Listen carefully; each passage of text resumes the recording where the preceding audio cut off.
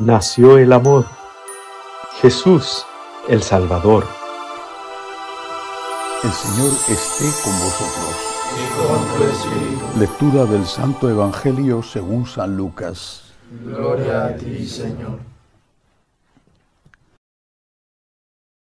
En aquel tiempo había una profetisa, Ana, hija de Fanuel de la tribu de Aser, ya muy avanzada en años.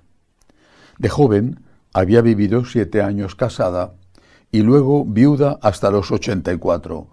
No se apartaba del templo, sirviendo a Dios con ayunos y oraciones noche y día. Presentándose en aquel momento, alababa también a Dios y hablaba del niño a todos los que aguardaban la liberación de Jerusalén. Y cuando cumplieron todo lo que prescribía la ley del Señor, Jesús y sus padres volvieron a Galilea, a su ciudad de Nazaret. El niño, por su parte, iba creciendo y robusteciéndose, lleno de sabiduría, y la gracia de Dios estaba con él. Palabra del Señor. Gloria a ti, Señor Jesús. Este fragmento del Evangelio de San Lucas nos presenta a otro de los personajes que intervinieron en aquellos primeros pasos en la vida en la tierra de nuestro Señor. En este caso es una anciana, Ana, una anciana viuda que vivía prácticamente metida en el templo de Jerusalén, según dice el evangelista. Y lo más significativo de este pequeño fragmento del Evangelio es lo que esta señora mayor, piadosa, decía a toda la gente después de haber visto al niño Jesús. Decía, alababa también a Dios y hablaba del niño a todos los que aguardaban la liberación de Jerusalén. Probablemente esa liberación que aguardaban la inmensa mayoría de los judíos era una liberación política. Israel era una pequeña parte del Imperio Romano y el imperio se hacía sentir, por ejemplo, con los impuestos. Aunque siempre Roma fue muy respetuosa con los cultos religiosos de las zonas que había conquistado para no hacer que la población se levantara contra esa dominación extranjera, sin embargo, al fin era una dominación. Cerca del templo estaba el cuartel romano, el pretorio, donde años más tarde llevarían al mismo niño Jesús delante de Pilato, ya hecho un hombre. Muchísima gente quería la independencia, no todos, pero sí muchísima gente en Israel quería la independencia, quería la liberación. Pero ¿de qué liberación estamos hablando cuando nos referimos a Jesús? ¿Una liberación política? Yo creo que esto es lo que nos invita a meditar el Evangelio de hoy. Cuando San Pablo está en la cárcel, él escribe y dice, está allí en la cárcel y como le tratan sus carceleros, dice, pero la palabra de Dios no está encadenada. Es decir, hay una liberación externa, por ejemplo, la libertad que puede tener una persona en un país para profesar su fe, o para elegir a sus representantes públicos, o para circular sin miedo por la calle a ciertas horas. Hay una libertad externa y hay una libertad interna. Y esa es muchas veces más difícil de conseguir que la externa. Hay una libertad externa que a veces no se tiene. Pienso en los encarcelados en Venezuela, entre ellos personas que de alguna manera conozco indirectamente y que están encarcelados simplemente porque el día de las manifestaciones reclamando que se reconocieran los resultados de las elecciones, los atraparon en la calle sin venir a cuento y los metieron en la cárcel y ahí llevan meses encerrados. Esa liberación hace falta la libertad que no tenemos o que no tienen algunos para poder hablar, para poder manifestar sus opiniones, para poder votar, para poder vivir. Hace falta esa liberación. Pero la palabra de Dios no está encadenada. Y eso nos lleva a lo más profundo de la libertad. Si se vive y se muere a veces por la libertad de un pueblo, creo que todas las naciones tienen sus héroes, a los cuales más tarde, algunos de ellos por lo menos, les han dedicado calles, plazas e incluso monumentos. Y eso tiene su mérito, ¿ve? Porque han dado la vida por su patria.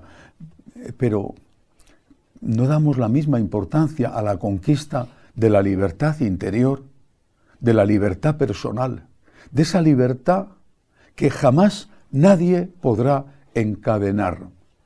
Nadie te podrá privar de ella.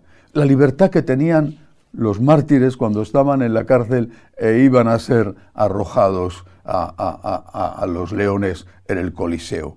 Era una libertad interior y esa es la que nos da nuestro Señor. Esa es la liberación verdadera que vino a traernos Jesucristo.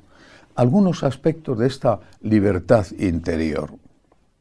El control sobre las pasiones. Los instintos no son malos. Los instintos han sido creados por Dios y están puestos en la naturaleza humana por nuestro bien. Habríamos dejado de existir si no tuviéramos el instinto de supervivencia. O el instinto sexual. La especie habría desaparecido. O el instinto que nos hace temer determinados peligros. El instinto, como todo lo que Dios ha creado, no es malo. El instinto tiene que ser controlado. Esta es la cuestión. Y este control del instinto, este control exige ascética, esfuerzo, sacrificio. Y también exige humildad, la humildad de volver a empezar, la humildad de poder de pedir perdón. Exige estar ahí una y otra vez, aunque el instinto o el carácter a veces no seas capaz de controlarlo y se desboque como un excelente caballo que en un momento dado su jinete pierde el control sobre él. El control del instinto o el control del carácter, pues es una cuestión que dura toda la vida. Y es nuestro Señor el que nos permite alcanzar la verdadera libertad, que es la capacidad de decir no en algunos momentos en que hay que decir que no a ese instinto, que en sí, pues no es malo, pero que en cambio, dejándose llevar por él en ese momento determinado, pues eso resulta dañino para nosotros y posiblemente también para los que nos rodean. Hay que hacer un esfuerzo, hay que colaborar con la gracia. Nosotros solos no podemos. Era una de las antiguas herejías, la de Pelagio, que hablaba de que con la fuerza de voluntad el hombre podía conseguir lo que deseara. Era una herejía y así enseguida lo condenó la Iglesia. Necesitamos la gracia de Dios, pero tenemos que colaborar con la gracia. Una vez más, vuelvo a repetir la frase de San Agustín: Dios, que te creó sin ti, no te salvará sin ti. La salvación no es algo que se nos da al margen de nosotros mismos.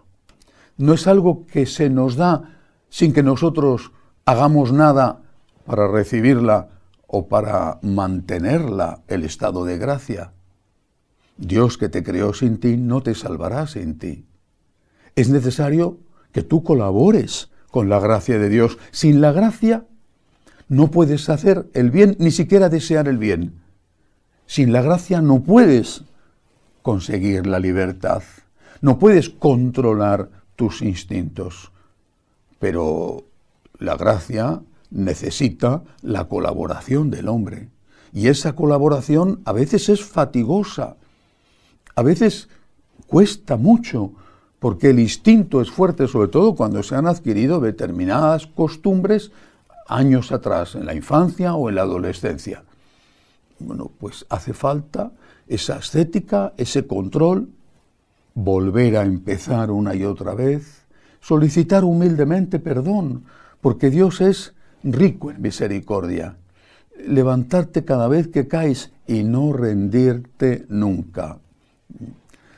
Pidámosle a nuestro Señor, el Salvador, que limpia nuestros pecados, que sea también nuestro libertador, que nos ayuda a controlar aquello, a evitar aquello que nos haría separarnos de Él. Que así sea.